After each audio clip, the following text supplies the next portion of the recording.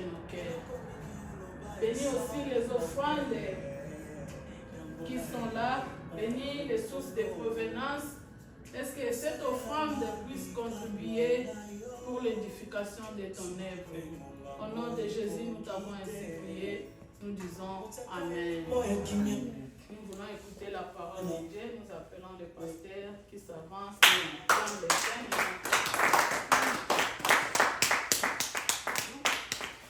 Gloire au Seigneur. Que Dieu soit loué et qu'il vous bénisse tous. Amen. Le Seigneur va encore nous parler ce matin parce qu'il est le Dieu vivant, il est le Dieu qui parle. Amen. Il va encore parler en ce moment. Alors, il est là ce matin au milieu de nous parce qu'il avait promis de ne pas nous abandonner. Il est Emmanuel, le Dieu qui est avec nous. Sur les calendriers liturgiques, on parle de période de l'Avent. L'Avent, c'est un mot qui vient du latin adventus, c'est-à-dire arrivée ou action d'avenir. C'est-à-dire que c'est une période où l'Église est en train de préparer dans le cœur des croyants et pourquoi pas dans le monde entier proclamer que Dieu ne nous avait pas abandonnés, il nous avait donné un sauveur, il nous avait donné son fils. Bien sûr, je ne dis pas que Jésus-Christ est né le 25 décembre, mais c'est une période pendant laquelle nous commémorons la venue du Seigneur ici sur terre. Quand nous parlons de Pâques, de la mort, il faut qu'il y ait quelque part une naissance. Nous ne savons pas quand est-ce que la naissance a eu lieu, mais nous savons que cette naissance-là avait eu lieu. Donc nous pouvons la fêter aujourd'hui, comme nous pouvons aussi la fêter demain. Nous pouvons la fêter en janvier, en juin ou en décembre. Là n'est pas le problème. Le problème pour nous, est-ce que Jésus-Christ était-il venu ou pas? Il était venu et l'Église a prévu ce temps ici pour commémorer, pour annoncer l'arrivée de Jésus-Christ. Donc nous profitons de cette occasion qui est la période de Noël pour parler encore du Seigneur Jésus-Christ. Je crois que nous nous sommes mis d'accord. Jésus-Christ n'est pas né le 25 décembre, mais nous savons qu'il était né un jour. Alors, puisqu'il était né un jour, nous avons le devoir de commémorer sa venue, de commémorer cette naissance-là. Nous allons ouvrir nos Bibles, nous allons lire dans le livre d'Ésaïe, nous serons au chapitre 7. Nous allons lire dans le livre d'Ésaïe au chapitre 7. Nous allons écouter la parole de Dieu.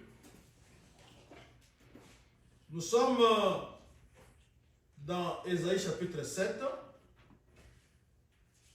Si on a trouvé, nous pouvons alors lire.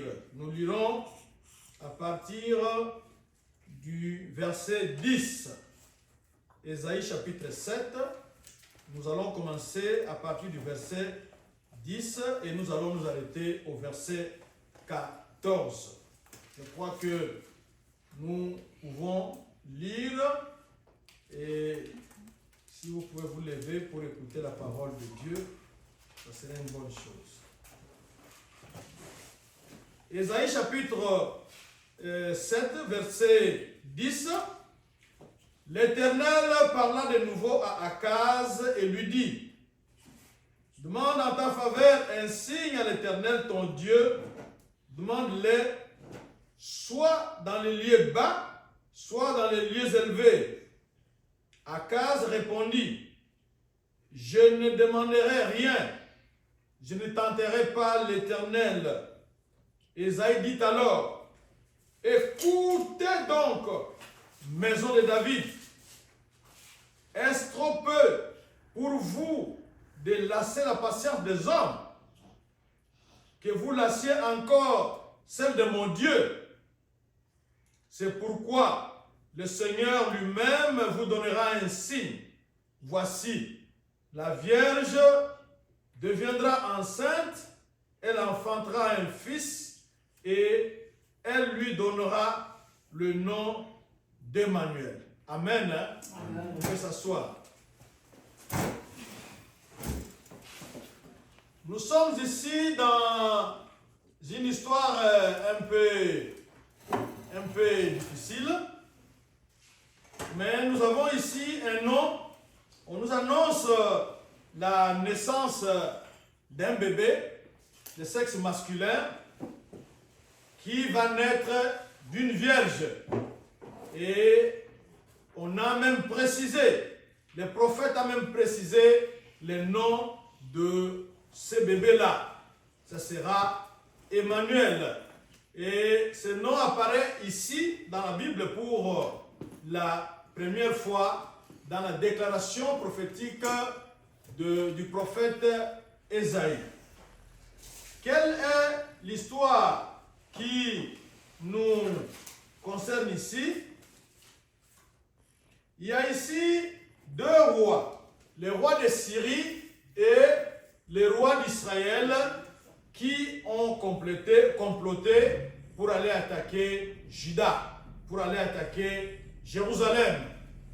En fait, les deux rois, le roi de Syrie et le roi d'Israël, ils voulaient aller attaquer la Syrie. Alors, maintenant, ils avaient besoin d'une coalition.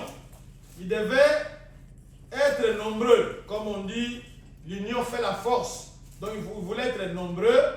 3 armées, par exemple, ils vont aller attaquer la Syrie. Alors, ils intéressent le roi de Juda. Le roi de Juda a refusé, le roi Akaz.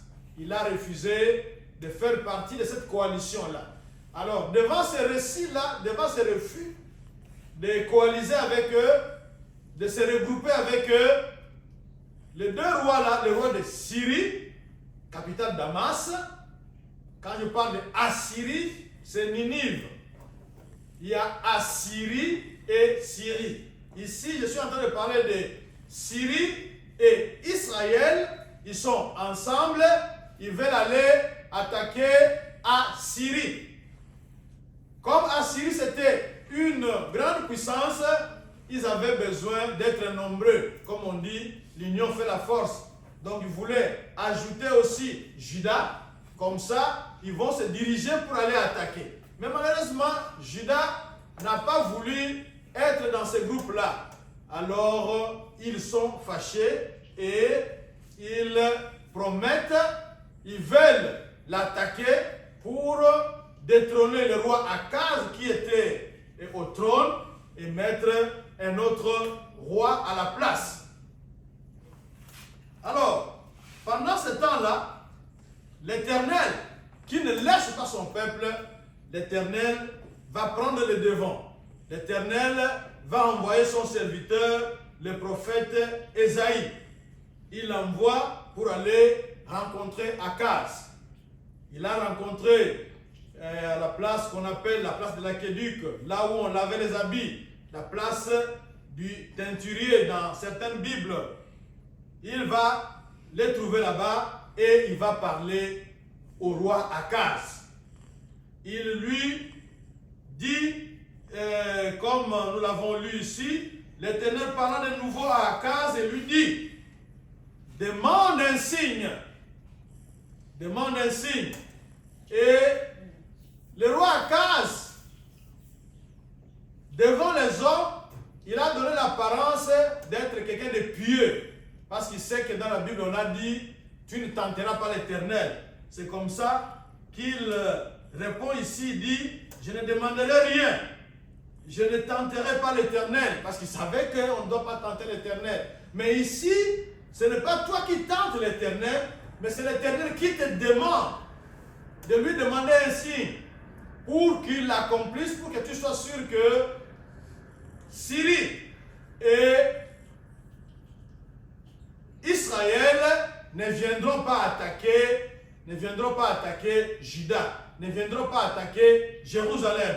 Alors lui fait semblant, en sachant dans son cœur qu'il va s'appuyer sur Assyrie. Il va s'appuyer sur la Syrie. Alors il donne une réponse spirituelle, une réponse qui pourrait tromper l'homme de Dieu. Oui, on peut tromper l'homme de Dieu, mais on ne peut pas tromper Dieu lui-même. Alors il dit non, je n'ai pas besoin de tenter Dieu, je ne vais pas lui demander un signe. Alors l'Éternel lui répond lui-même, puisque tu ne veux pas demander de signe, moi je vais te donner un signe. Et ce signe-là, ce sera une vierge qui va tomber enceinte et qui donnera naissance à un fils qu'on appellera Emmanuel. Le thème de ce matin, c'est « Voici le signe du Seigneur ». C'est ça notre thème de ce matin. Donc vous avez compris le contexte. Le prophète apporte une nouvelle, une bonne nouvelle au roi Akaz. Le Seigneur va prendre en charge la cause de son peuple. Le Seigneur va prendre en charge le problème de son peuple. Donc, tel que vous êtes là ce matin, le Seigneur va vous prendre en charge. Il prend votre problème en charge. Il prend votre cause en charge. Il voit que le pays de Juda, la ville de Jérusalem, est menacée. Alors, l'Éternel prend le devant. L'Éternel veut défendre son peuple. Et il lui donne ici un signe. Le signe qu'il lui a donné, c'est un signe un peu compliqué à comprendre. Mais après explication, vous allez comprendre. D'aucuns pensent qu'il s'agit ici du fils du prophète Ésaïe. Les gens pensent que c'était de son fils dont il est question ici. Mais quand le fils d'Isaïe va naître, nous verrons que ni Isaïe ni sa femme ne lui donneront le nom d'Emmanuel. Ça signifie quoi? Ça signifie que nous avons une intelligence très petite. Une intelligence qui ne capte pas les choses. Une intelligence qui ne comprend pas les choses. Mais nous avons affaire, alléluia, nous avons affaire à un Dieu grand, à un Dieu merveilleux, à un Dieu qui embrasse d'un seul regard. Il embrasse le passé, il embrasse le présent et il voit aussi l'avenir. Il embrasse toute la situation. Il voit comment les ennemis de son peuple font du mal, font peur à son peuple. Alors, il veut leur apporter une solution définitive, une solution grandiose, une solution merveilleuse, une solution efficace. Il veut leur donner une solution qui va les aider. Le Seigneur fait, disons, un changement de niveau ici. Il quitte du niveau physique pour entrer dans le niveau spirituel. Parce que Emmanuel signifie quoi? Emmanuel signifie Dieu avec nous. Emmanuel signifie Dieu avec nous. Dieu ne va pas permettre que son peuple puisse demeurer avec un peuple étranger. Pour que son peuple puisse aller vers des dieux étrangers. Mais Dieu lui-même, il prend la charge de son peuple. Il récupère son peuple, il veut demeurer avec son peuple. Est-ce que, si nous regardons très bien dans la Bible, est-ce que Dieu peut-il rester avec l'homme? On peut se poser cette question-là. Dieu, il est tellement grand. Est-ce qu'il peut rester avec l'homme? Alors, nous pouvons nous aider dans cela en allant dans Genèse chapitre 3. Nous n'allons pas tout lire, nous prendrons seulement du verset 8 au verset 9. Genèse chapitre 3, verset 8 à 9. C'est une histoire que nous connaissons très bien. C'est l'histoire de nos premiers parents. C'est l'histoire d'Adam et d'Ève. Au chapitre 8, on nous dit: alors ils entendirent la voix de l'Éternel Dieu qui parcourait les jardins vers le soir. Et l'homme et sa femme se cachèrent loin de la face de l'Éternel Dieu au milieu des arbres du jardin. Au verset 9, mais l'Éternel Dieu appela l'homme et lui dit: où es-tu? Donc nous voyons ici, c'est une espèce d'habitude que Dieu avait instituée. Il a créé l'homme et la femme et il se plaisait. C'est-à-dire, il aimait rester avec eux. Il aimait les rencontrer. Il aimait parler avec eux. Il aimait passer du temps avec eux. Mais quand l'ennemi est venu, il a bouleversé les plans de Dieu. Il est venu briser cette communion-là. L'ennemi, c'est Satan. Il est venu tromper la femme et le péché avait fait irruption dans l'humanité. Le péché est entré dans le monde et l'homme maintenant commence à se cacher.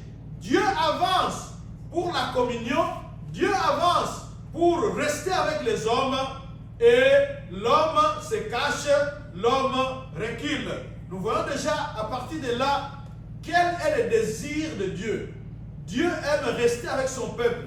Tel que vous êtes là ce matin, Dieu aime rester avec vous. Dieu veut rester avec vous. Mais c'est nous qui reculons. C'est nous qui mettons des obstacles, qui mettons des barrières. Quand nous continuons encore plus loin, dans Exode chapitre 13, verset 21, là-bas, nous verrons que le peuple d'Israël est sorti de l'esclavage de l'Égypte. Ils sont dans le désert. Le désert est vaste. Le désert a beaucoup de dangers. Il y a des serpents, il y a des brigands, il y a la chaleur, il y a le manque d'eau. C'est un terrain vague où, si vous ne connaissez pas la direction, vous pourriez vous perdre. Imaginez-vous que tous ces gens-là qui étaient en Égypte, ils sont nés en Égypte. Donc ils ne connaissent pas les chemins du désert pour dire que non, on passait par ici, et quand on avait quitté Canaan, et on était venu par ici, par là. Non, ils ne connaissaient pas. Ils avaient besoin d'un guide. Nous voyons Dieu qui aime rester avec ses gens, Dieu qui aime rester avec son peuple. Dieu était là avec ce peuple-là. Il était la colonne de feu la nuit pour les éclairer, même si à la nuit, à cette époque-là, il n'y avait pas de compagnie d'électricité. Mais Dieu lui-même était une compagnie d'électricité. Il fournissait la lumière pour son peuple. Il fournissait gratuitement la lumière pour son peuple. La nuit, il les éclairait. Dans le désert, en plein noir, vous ne pouvez pas voir où est-ce que vous allez planter un piquet pour monter, construire votre tente.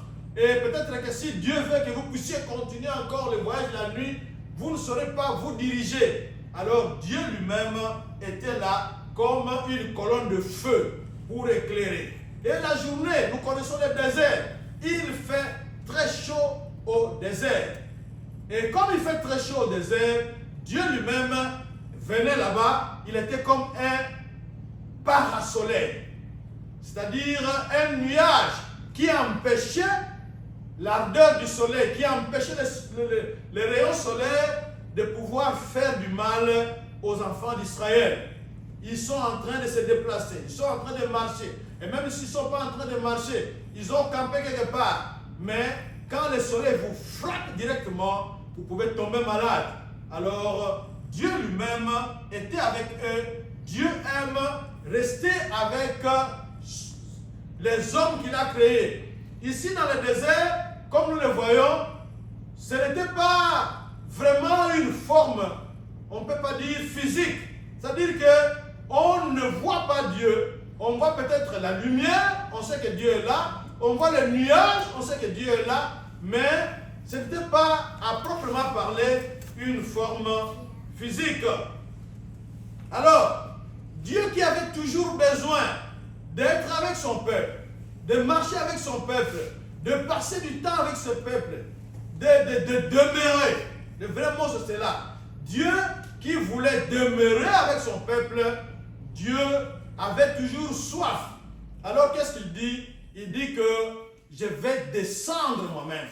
Je vais aller moi-même vivre au milieu de mon peuple. Et c'est ce que nous avons lu ici, que la Vierge enfantera un fils et lui donnera le nom d'Emmanuel. Jésus-Christ, le Fils de Dieu, Jésus-Christ prendra une forme humaine. Il vient pour vivre au milieu de son peuple. Il vient pour vivre avec son peuple. Donc, il est là, il est au milieu de son peuple, on peut le voir, on peut le toucher, on peut lui parler, il nous écoute, il était comme nous, il a subi les mêmes épreuves, les mêmes tentations, les mêmes difficultés de la vie. Il a dû parler parce que Dieu était au milieu de son peuple. Et pendant que Jésus-Christ était là, il n'a pas croisé les bras. Il a guéri les maladies, il a marché sur l'eau, il a nourri plusieurs personnes avec presque rien.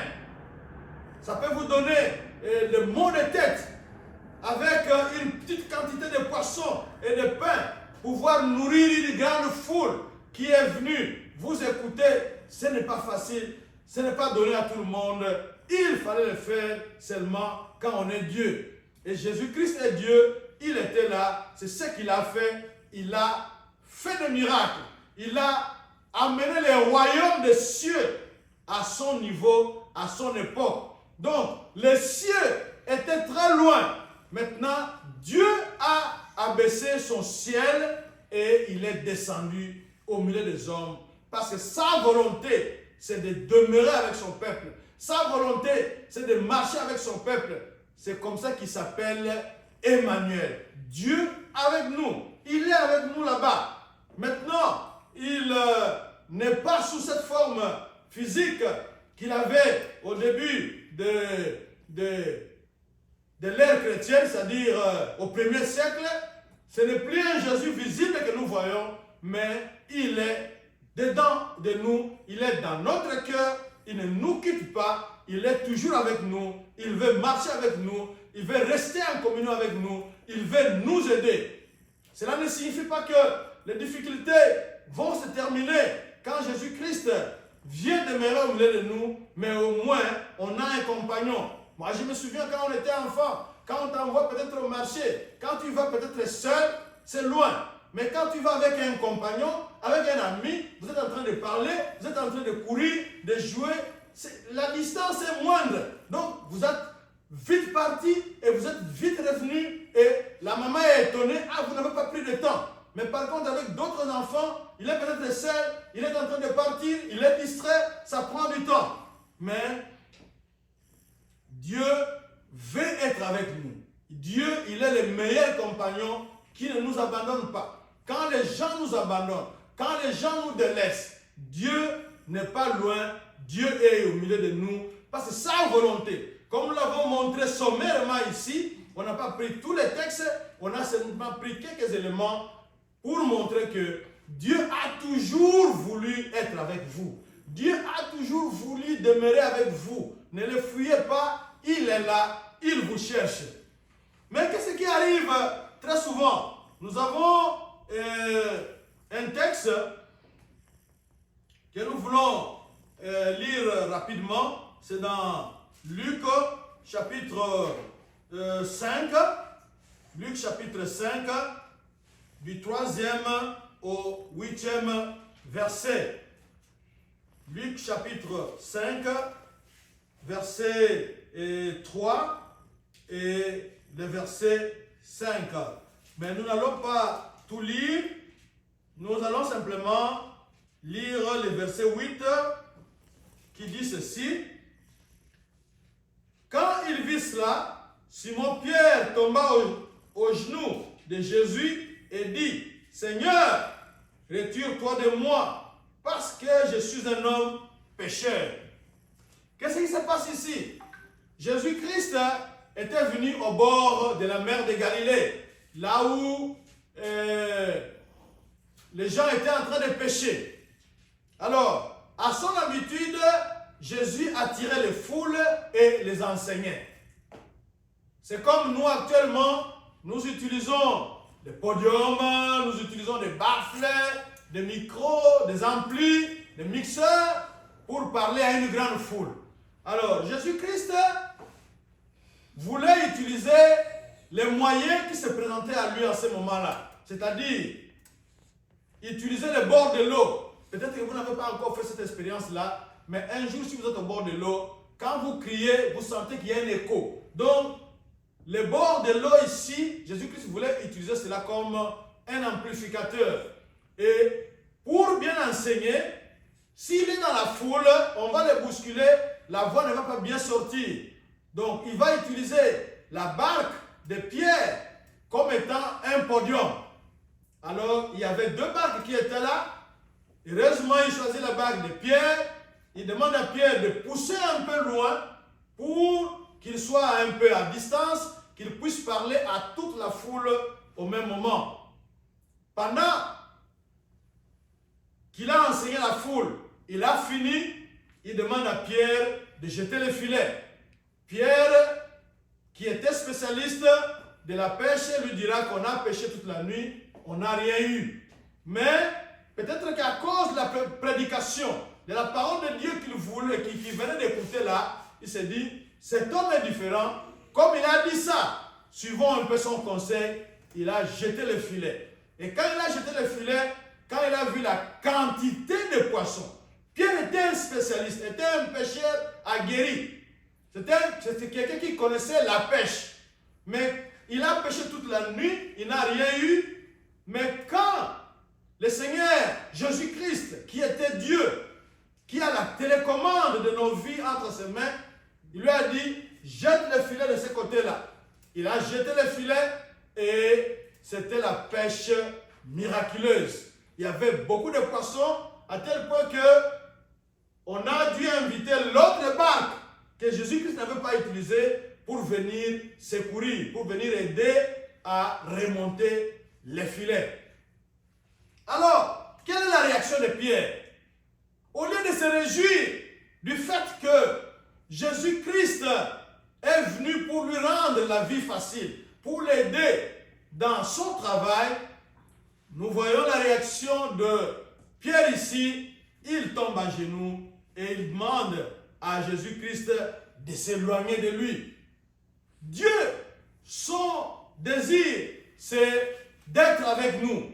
Dieu, son désir, c'est de demeurer au milieu de son peuple. Tel que nous sommes là ce matin, il est avec nous. Il nous entend, il nous voit, il nous écoute, il connaît nos situations, il connaît nos problèmes, il peut nous aider et il veut nous aider. Mais c'est nous-mêmes qui disons, non, Seigneur, pardon, recule un peu, laisse-moi un peu le temps, laisse-moi un peu le vide, laisse-moi un peu le temps de respirer. C'est ce que Pierre fait ici. Il voit le miracle et il se rend compte qu'il est pécheur. Mais quand Jésus-Christ était venu dans la barque, ne savait-il pas que Pierre était un pécheur? Il le savait. Mais maintenant c'est Pierre qui éloigne. Pierre aujourd'hui c'est peut-être vous, c'est peut-être moi. Jésus-Christ veut demeurer avec moi parce qu'il est Emmanuel, Dieu avec nous. Il veut marcher avec nous, il veut dormir avec nous, il veut travailler avec nous, il veut se réjouir avec nous, il veut pleurer avec nous. Mais nous disons, vieux maître, non, laisse-moi un peu de vide, laisse-moi un peu d'espace, recule un peu, laisse-moi respirer un peu. C'est ce que nous cherchons, c'est ce que nous faisons très souvent, comme Pierre ici. mais la volonté de Dieu. Les signes, voici les signes que Dieu donne. Il dit, on l'appellera Emmanuel, Dieu avec vous. Dieu veut être avec vous ce matin. Dieu veut être avec vous tous les jours, partout où vous serez. Dieu veut toujours être avec vous. C'est ça sa volonté. Il veut être avec vous. Quand nous allons dans Exode 3, 11 à 12, là-bas nous verrons ceci. Moïse qui va dire à Dieu, qui suis-je, moi, pour aller trouver le Pharaon et pour faire sortir les Israélites d'Égypte? Dieu dit, je serai avec toi. Il a confié une mission à Moïse de faire sortir son peuple d'Égypte. Moïse ne fera pas la mission seul parce que Dieu qui aime être avec les hommes, il dit, je serai avec toi. Dans Matthieu 28, verset 20, c'est un verset que nous connaissons, là où Jésus-Christ était en train de se séparer avec son peuple, il dit ceci, et enseignez-leur à mettre en pratique tout ce que je vous ai prescrit. Moi, je serai avec vous tous les jours jusqu'à la fin du monde. Jésus-Christ est avec ses disciples. Jésus-Christ veut être avec ses disciples. Il ne va pas les lâcher plutôt d'une seule semaine plutôt. Jésus-Christ veut être avec eux tous les jours jusqu'à la fin de ce siècle, jusqu'à la fin du monde. Jésus-Christ dit tous les jours, soulignez dans votre Bible, tous les jours. Il veut être avec vous le matin, il veut être avec vous à midi, il veut être avec vous le soir, la nuit, à l'aube, Jésus-Christ sera là. Comme c'est un jour que l'Éternel a fait, Jésus-Christ est là tous les jours avec vous. Alors, nous voulons prier. Si le Seigneur est avec nous, que pouvons-nous craindre? Parce que tel que vous êtes là, dans votre situation, dans votre problème, Jésus-Christ n'est pas loin, il dit, il est avec vous tous les jours. Parce qu'il s'appelle Emmanuel. Est-ce que vous pouvez le glorifier pour cela? Qu'est-ce qui nous manque? Ce qui vous manque, dites simplement à votre compagnon, à Jésus-Christ, qui est Emmanuel, Jéhovah Shammah, Dieu avec nous. Dites-lui quel est votre problème. Dites-lui quelle est votre difficulté. Dites-lui quelle est votre joie. Est-ce que vous pouvez remercier Dieu? Parce que imaginez-vous un grand Dieu qui laisse son trône là-bas au ciel et qui va descendre à votre niveau. Je ne sais pas si vous pouvez descendre au niveau de votre domestique. Je ne sais pas. Peut-être qu'il y a des gens, mais ils ne sont pas nombreux. Descendre au niveau des domestiques. Descendre au niveau des gens nuls. Des gens de rien du tout. Je sais que Jésus-Christ a fait. Il a habité la gloire céleste. Mais il laisse ça pour descendre à notre niveau. Pour venir jouer avec nous dans la boue. Pour venir se chauffer au soleil avec nous. Pour transpirer. Avoir soif. Avoir faim. Se fatiguer. Lui qui est Dieu. Il est descendu avec nous parce qu'il est Emmanuel. Dieu avec nous. Il ne va pas nous le délaisser comme Hébreux 13:5 dit, je ne veux pas vous délaisser ni vous abandonner parce qu'il est avec nous tous les jours. Et quand c'est lui qui dit ça, il ne peut pas nous abandonner. Est-ce qu'on ne peut pas dire merci à cet Emmanuel maintenant? Dire merci à ce Dieu qui ne va pas nous abandonner. Les remercier d'abord, l'adorer, l'élever, l'exalter.